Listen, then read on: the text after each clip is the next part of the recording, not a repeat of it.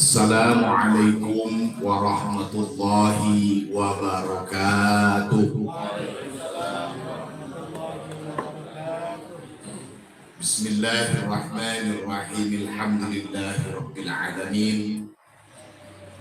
Allahumma salli ala sayyidina Muhammadin al-fatihi lima ughliqa wal khatimi lima sabaqa nasiril haqqi bil haqqi wal hadi ila siratikal mustaqim wa ala alihi haqqa qadrihi wa miqdarihil azim. Rabbi shrah li sadri wa yassir li amri wahlul 'uqdatam min lisani yafqahu qawli, amma ba'du. Radhiyallahu an syekhina wa wasilatina ila rabbina si Syekh Abil Abbas Ahmad bin Muhammad At-Tijani, wa radhiyallahu an syekhina Syekh Muhammad Maftuh Sa'id wa ibu nyai Mafu'ah, wa radhiyallahu bihim anna, amin. Alhamdulillah bilhamdalat, istilah baru. Alhamdulillah bilhamdalat. Belum ada ini di Google, di YouTube belum ada. Saya mengucapkan alhamdulillah dengan alhamdulillah yang banyak. Yang pertama, saya tadi sudah mengucapkan alhamdulillah ketika salawat baru selesai. Alhamdulillah jajan yang dari tadi saya lihat bisa saya makan sampai habis, karena tadi pembawa acaranya tega sekali, baru datang langsung main sikat-sikat terus acaranya. Sudah 2 sendok, terus kapan ini jajan kesukaan saya ini? Allahumma sholli ala Muhammad. Mudah-mudahan tuan rumah yang sudah memberikan fadilah kepada kita bisa hadir, bisa khidmat di acara ini, diganti oleh Allah Subhanahu wa ta'ala. Alhamdulillah yang kedua, saya sampaikan alhamdulillah, untung Haji Sukron tidak kotor di tetap acaranya. Kemarin waktu libur pertama kali tanggal 19, andai kata nggak berubah, saya yang ngalah. Tapi saya diam dulu. Kalau tidak bisa dirubah, saya yang ngalah. Maksudnya saya tetap hadir. Jadi acara infus kecamatan di rumah saya tinggal. Tapi Nehanit mungkin nggak bisa ikut karena tuan rumah. Saya sudah bilang, pokoknya saya tidak mau. Lihat jawabannya, syukur. Setiap bulan pun dikasih waktu, gak usah disiapin hotel, gak usah disiapin transport, insya Allah saya datang. Apalagi cuma setahun sekali. Sampai semalam di kereta, mulai dari jam mau masuk kereta, khusus karena salah satu niatannya adalah iftitah untuk khutbah Quran. Neng Hanif selama 4 jam itu menyelesaikan 30 juz hadiah untuk acara ini. Allahumma sholli ala Muhammad. Enggak, nanti kalau masalah berkat minta syukurnya.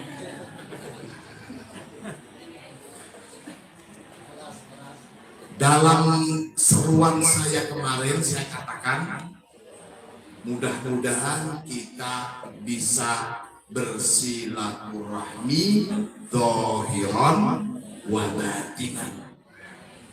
Karena saya katakan ada 2 lokasi atau momentum saya pribadi bisa merasakan kehadiran Yai Maftuh. Yang pertama tentu di makbarah beliau, karena bersama dengan Bu Nyai dan foto beliau besar. Dan yang kedua, saat saya menghadiri acara hisam seperti ini, semua nama-nama mbah disebut yang satu-satunya saya pribadi nggak tahu. Tapi hisamnya mungkin yang hadir bisa menjadi saksi, merasakan kehadiran keluarga besar Al-Munawwariyah dipimpin oleh Yai Maftuh. Lahumul Fatihah.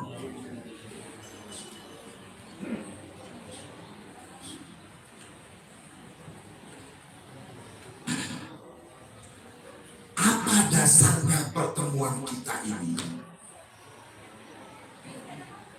ada seorang pemuda dari Bani Salamah bertanya kepada Rasulullah, "Ya Rasulullah, hal baqiya syai'un min birri abawayya ba'da wafatihima."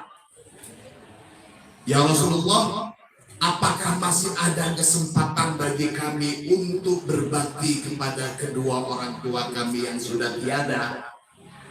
Rasulullah jawab, "Na'am." Ada beberapa cara bagi anak untuk berbakti kepada orang tuanya yang sudah tiada.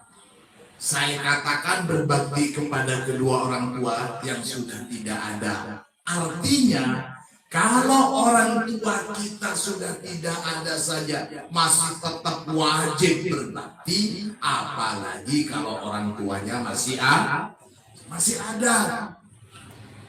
Maka istilah di dalam Al-Quran wabil walidaini ihsanan itu sudah menggunakan al-ilsaq dalam bahasa Arab. Dan kepada kedua orang tua berbuat baik, bukan wa ilal walidaini ilsaqan, wa ilal walidaini wabil walidaini ihsanan, bukan wa ilal walidaini ihsanan. Ba'da ini ba'ilsaq. Saya nggak akan memperpanjang ini. Apa saja yang dikatakan oleh Rasulullah, hal-hal yang bisa dilakukan anak ketika orang tuanya sudah mati. Yang pertama, as-sholatu alaihima, tentu berdoa untuk kedua orang tua. Wal istighfaru lahuma, yang kedua memintakan ampun, selalu memintakan ampun kepada kedua orang tua. Selalu, bukan hanya ketika hari pertama, kedua, ketiga, 7 hari, 40 hari, haul, tidak. Tapi kepada orang tua kita selalu istighfar. Selanjutnya, wa infadu ahdihima ba'dahima, melaksanakan, ini ada belum? Melaksanakan janji kedua orang tua mereka. Anak-anak yang lebih tahu. Selanjutnya, silaturrahmil lati la tusallu illa bihima, menyambung silaturahmi dengan siapa saja yang kita tidak ada hubungan dengan mereka kecuali dengan sebab kedua orang tua kita. Untuk hari ini saya tidak pernah mengenal namanya Haji Sukron kecuali dengan sebab ya maftuh. Gak pernah mengenal dengan Abdul Fattah sebagai ketua Hisam untuk selalu mendoakan ya maftuh. Ketuanya Fattah yang didoakan maftuh. Mudah-mudahan kita minal maftuhin. Kok sudah mantap sekali, siapa ini milih ketuanya ini? Kiainya maftuh, ketuanya Fattah, anggotanya maftuhin. Amin Allahumma amin. Kalau masalah mendoakan ya, saat ini adalah salah satu mendoakan. Apa namanya? Momen mendoakan beliau. Sekali lagi saya dan sengaja sedikit memaksa bahwa istri Neng Hanif, meskipun katanya Caha calon Haji Sukri mana tadi sudah direpun, Neng Hanif ke Jakarta ya, apa pantas di pondok sepi karena yang biasa opera-opera nggak ada, jadi nggak boleh lama-lama. Dan mungkin kalau ada acara seperti ini saya yang disuruh terbang. Tapi Neng Hanif untuk pembukaan insya Allah akan saya usahakan bisa hadir. Kita dengerin pada dulu.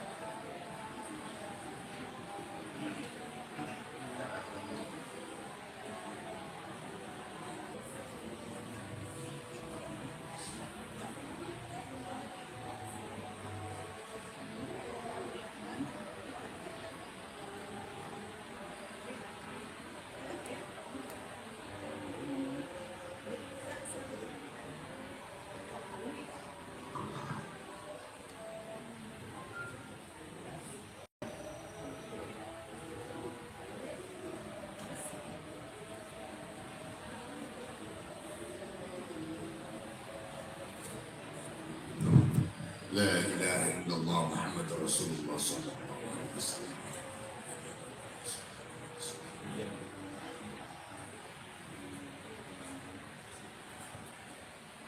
Alhamdulillah.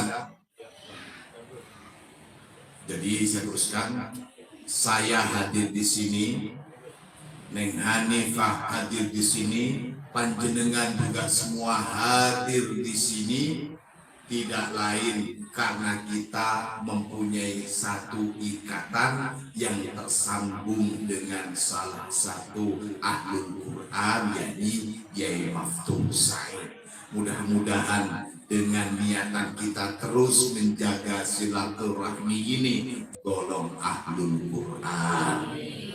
Meskipun kita belum hafal Quran, ya mudah-mudahan kita diakui dan dianggap menjadi santrinya Yai Maftuh. Oh, itu orang Hisam Jakarta, itu juga anak-anak saya, dia juga ahlul Quran. Amin Allahumma amin. Di Indonesia ini kita banyak sekali mempunyai tradisi untuk merekat hubungan silaturahmi. Salah satunya momen halal bihalal, lebaran, ketika mau puasa, setelah puasa dan sebagainya. Banyak sekali mediasi untuk kita saling berbaikan. Yang menjadi masalah kita, Tadi ketua sudah juga, meskipun sudah agak terlambat, kita halal bihalal, minal aidin wal faidin dan sebagainya. Kita berdoa mudah-mudahan kita bisa siru-siru yang sebelumnya saling salah, bisa saling memaafkan. Banyak momentum itu. Tapi belum pernah kita lihat dan memang belum ada momentum bagaimana secara formal menjaga agar terus bisa merekat silaturahmi ini. Ini yang perlu kita paham. Di Madinah, waktu itu masih kotanya bernama Yasrib, ada dua kabilah atau suku yang besar dan mendominasi. Kalau di Mekah itu satu-satunya kabilah yang terbesar dan yang paling mendominasi adalah suku Quraisy. Sebaliknya, dan terdengarlah nama Rasulullah. Lantas mereka setelah beberapa orang dari Aus dan Khazraj umat Islam, mereka menawarkan Rasulullah, ya Rasulullah datang di kota kita, ya Rasulullah datang di kota kita Yasrib pada waktu itu. Maka singkat cerita Rasulullah datang ke Madinah, disambut dengan bacaan sholawat apa? Belajar. Tola'al badru alaina min thaniyatil wada. Setelah orang-orang Khazraj dan Aus yang disebut sekarang kelompok Ansor itu, mereka sudah kagum dengan mendengar kepribadian Rasulullah dari jauh. Mereka pertama kali melihat Rasulullah dengan momentum yang luar biasa. Karena Rasulullah masuk ke kota Yasrib pada waktu itu dari tempat yang luar biasa. Saniyatul Wada itu adalah sebuah lembah yang kalau boleh dikatakan sekarang ini markasnya begal. Saniyatul Wada maknanya orang yang lewat sana pasti sudah tinggal namanya saja, pasti mati. Rasulullah lewat di tempat yang orang-orang Madinah sendiri takut menyebut nama itu. Banyak begitu menggema dan menggunakan jiwa betul mereka. Tola'al badru alaina min thaniyatil wada.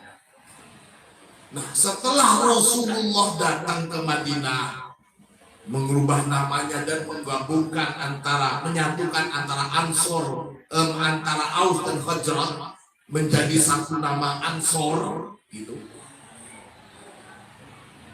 Apakah ini sudah berakhir? Tidak. Ternyata ada satu orang Yahudi, dalam riwayat lain beberapa orang Yahudi, tapi yang masyhur di kalangan para sejarah itu ada namanya siapa yang Shis bin Qais.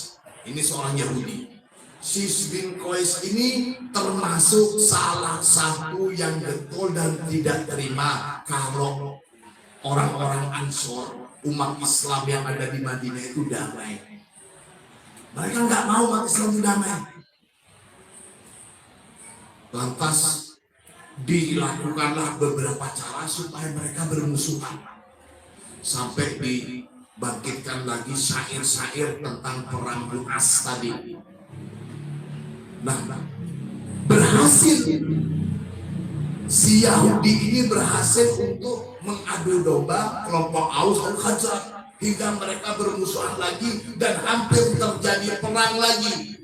Ketika sudah semakin besar permusuhan keduanya ini yang sebelumnya sudah bersatu, Rasulullah lantas datang.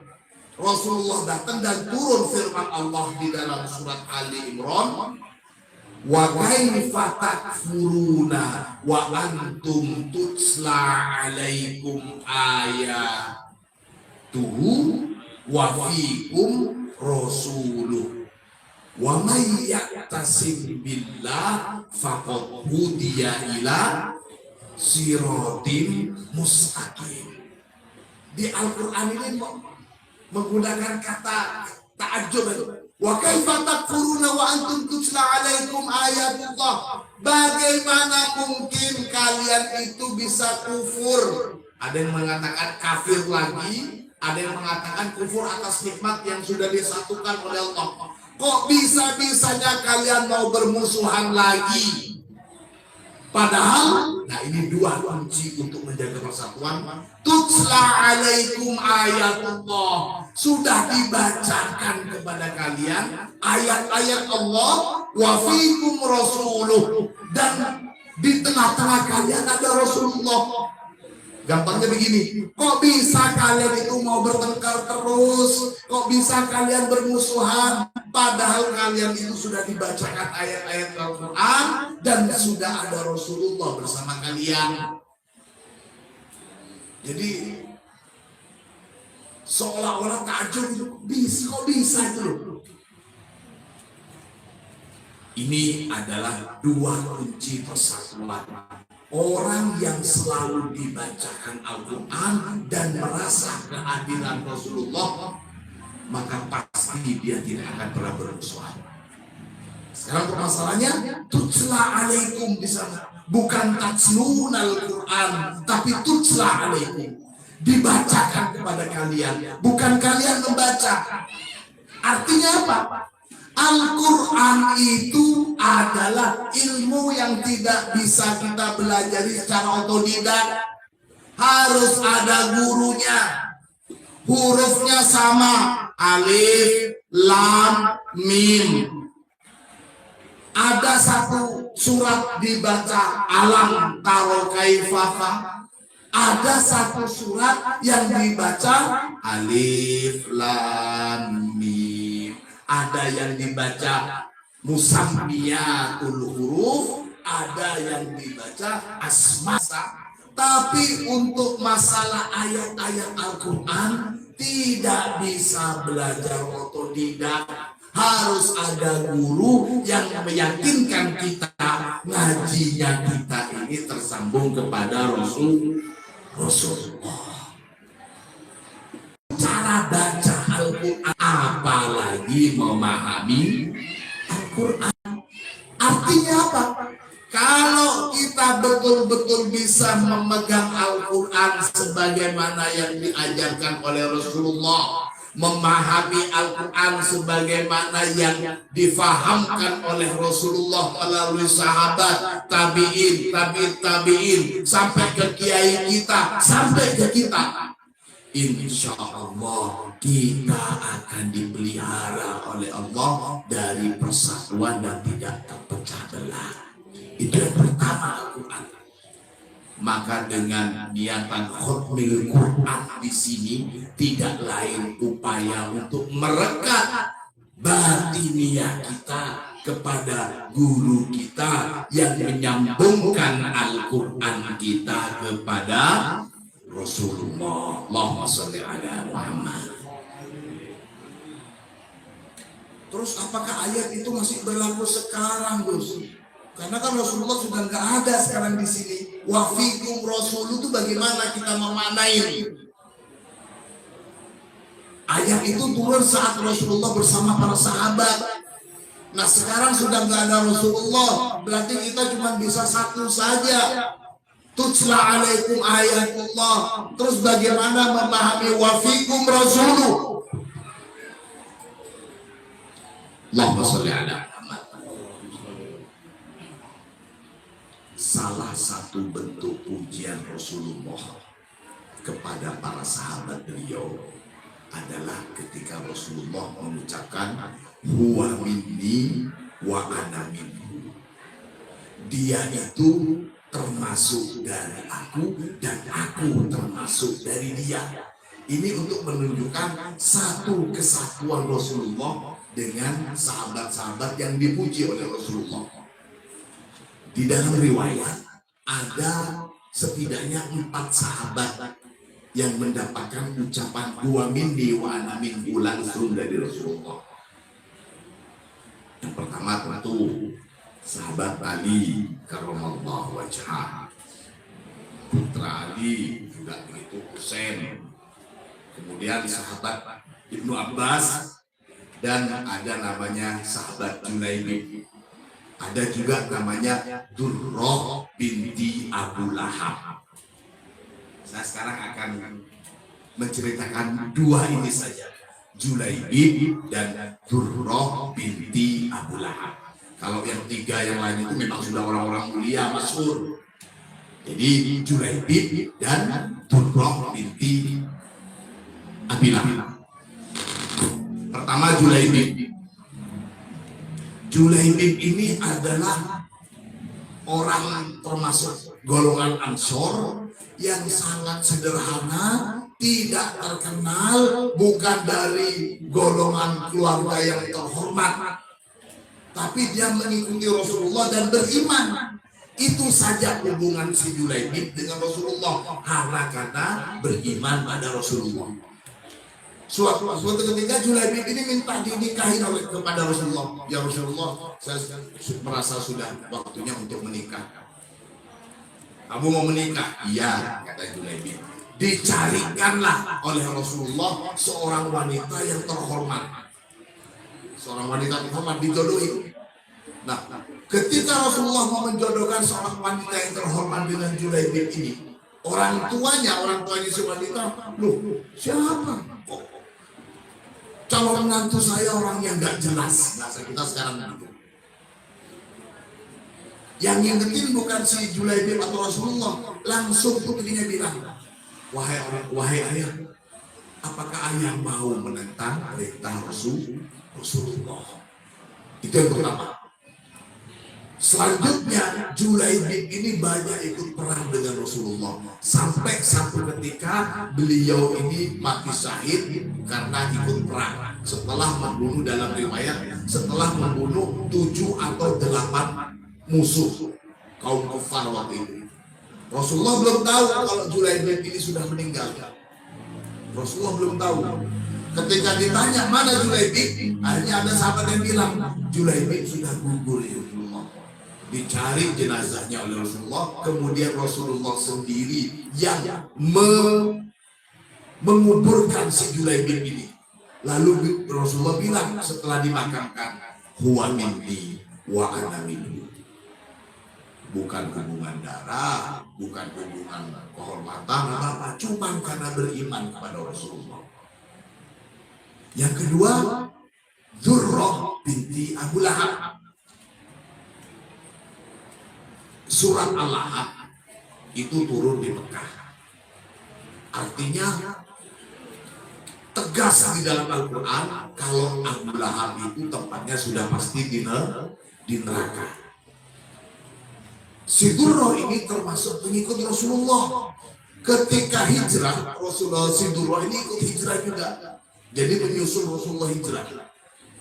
Umat Islam ketika itu di Madinah bilang, wahai Durrah, ngapain kamu ikut hijrah? Ngapain kamu masuk Islam? Bapak kamu sudah tak mungkin tertolong karena sudah jelas nasnya di Al-Quran. Mendengar itu si Julaibib ini, si Durrah ini nangis, madul ke Rasulullah, diceritakan kepada Rasulullah.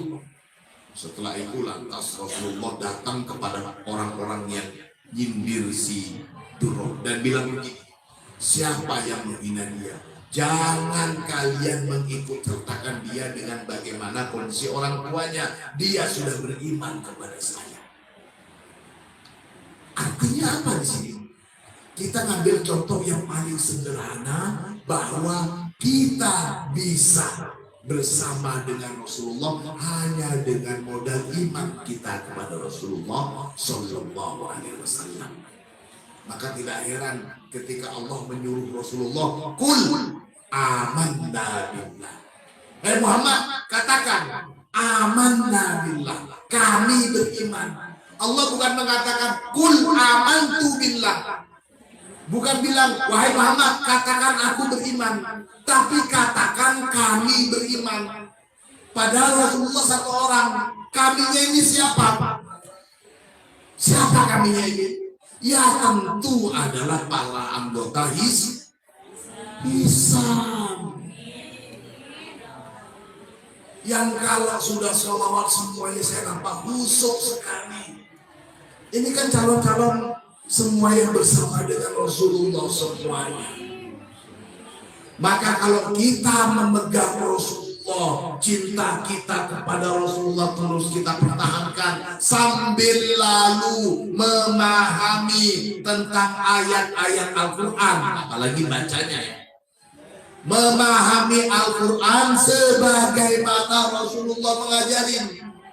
Dari mana tahunya kita memahami bacaan Al-Quran, memahami tentang penjelasan Al-Quran sebagaimana dijelaskan oleh Rasulullah? Yang paling gampangnya dari kiai-kiai kita, kiai-kiai yang sanadnya jelas. Itu saja. Jangan memahami Al-Quran sesuai apa yang kita paham, aman. Rata-rata seringnya terjadi perpecahan, salah satunya adalah karena kita seringkali membenarkan apa yang kita pahami dan langsung menyalahkan apa yang dipahami oleh orang lain.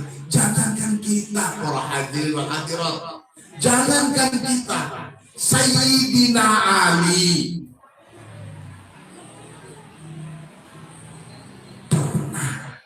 bersinggungan dengan Sayyidah Aisyah. Sayyidina Ali pernah bersinggungan dengan Muawiyah bin Abi Sufyan. Sayyidina Ali ketika jadi khalifah banyak tuntutan dari masyarakat, wabil wujud termasuk juga Sayyidah Aisyah, untuk segera mengkisos orang atau pihak-pihak yang sudah membunuh sahabat Utsman. Sayyidina Ali niatnya betul dan para penuntut juga niatnya betul. Sayyidina Ali hanya ingin menormalkan kondisi yang berkecamuk pada waktu itu. Niat sebagai pemimpin betul beliau. Sementara masyarakat agar supaya segera ditegakkan keadilan bagi mereka yang membunuh sahabat Utsman, niat mereka juga betul.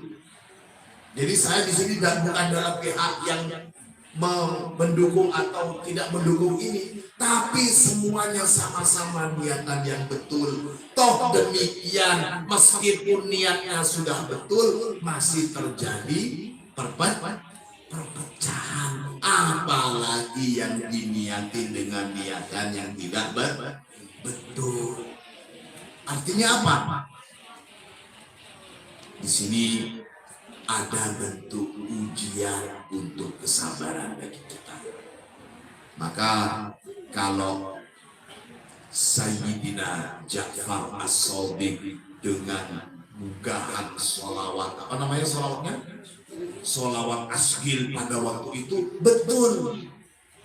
Tapi untuk saat ini di Indonesia, kita sudah tidak cocok lagi menggaungkan sholawat asgil. Bukan tidak setuju dengan sholawatnya, tapi doa di dalam sholawat asgil itu justru mendoakan supaya mereka yang sibuk dengan politik yang dolim itu saling dolim. Di sini tidak bisa. Kalau di zamannya beliau Ja'far As-Shadiq mungkin karena intrik-intrik politik tega membunuh para ulama-ulama, bahkan dzurriyyah Rasulullah saja, mbahnya Ja'far As-Shadiq saja, Sayyidina Husain sampai dipenggal, apalagi saya mungkin begitu. Maka sholawatnya gimana? Allahumma Sayyidina Muhammad wa ashghili dhalimin. Ya Allah, dengan kemuliaan Muhammad, dengan kemuliaan Rasulullah, bijahi Rasulillah, ashghili dhalimin bidzalimin, sibukkanlah orang-orang yang dolim itu dengan sesama yang dolim. Dulu zamannya begitu, karena mereka kalau diganggu bisa dibunuh beneran. Kalau sekarang pemerintahan kita jangankan mau nyindir, menghina langsung juga bisa. Artinya apa? Ini barokah daripada kiai kita. Kita mendapatkan negara seperti Indonesia ini. Kalau kita lihat sejarah khalifah, hancur dulu negara. Gak bisa dibandingin dengan Indonesia. Kita sekarang mau menghina pemimpin gampang. Gak mungkin di penjara santai. Kalau dulu jangan macam-macam, hilang beneran. Jangankan masyarakat biasa, orang besar bahkan setingkat cucu Nabi pun habis digilas. Allahumma sholli ala Muhammad. Maka sekali lagi saya ingin mengajak diri pribadi dan panjenengan untuk selalu mengucapkan alhamdulillah bilhamdalah atas nikmat-nikmat Allah yang luar biasa. Kita hidup di negara yang sangat-sangat makmur. Makmur zahiran wa batinan. Kita harus yakin Indonesia ini makmur zahiran wa batinan. Jangan sampai kita terprovokasi oleh pihak-pihak yang menginginkan perpecahan negeri ini. Negara Indonesia ini termasuk negara yang mendapatkan kekaromahan dari para masyayikh, kiai-kiai. Karena insya Allah kita ini termasuk warga negara, rakyat, umat yang sudah dilatih sejak kecil untuk memuliakan para kiai, para waliullah. Beda dengan negara Arab. Saya 7 tahun di Arab, gak ada namanya model begini. Apakah ada tasnya? Wadah. Ada satu sabda Nabi mengatakan, man adali waliyan faqad adantuhu bil harbi. Barang siapa yang menyakiti atau bahkan memusuhi waliku, waliullah, faqad adantuhu bil harbi, maka sungguh aku izinkan, aku kumandangkan baginya perang. Jadi Allah menyatakan seperti itu. Ketika kita menghina ulama, menghina kiai, mungkin ulamanya, kiainya, waliullahnya mungkin terima, ridho, gak apa-apa. Mungkin karena kesalahan umat. Yang tidak terima itu adalah Allah. Mungkin dzurriyyahnya Rasulullah, karena Sayyidina Husain umpamanya dipenggal, mereka bisa menerima. Tapi yang tidak terima Allah. Maka coba lihat sejarah pergantian khalifah-khalifah itu. Ini di Indonesia alhamdulillah tidak. Karenanya ini salah satu momentum kita untuk selalu mensyukuri nikmat dan terus bersyukur, berpegang teguh kepada Al-Quran sebagaimana yang diajarkan oleh Rasulullah, dan kita merasakan kehadiran Rasulullah. Amin Allahumma amin. Hadanallahu wa iyyakum ajmain. Assalamualaikum warahmatullahi wabarakatuh. Waalaikumsalam warahmatullahi wabarakatuh.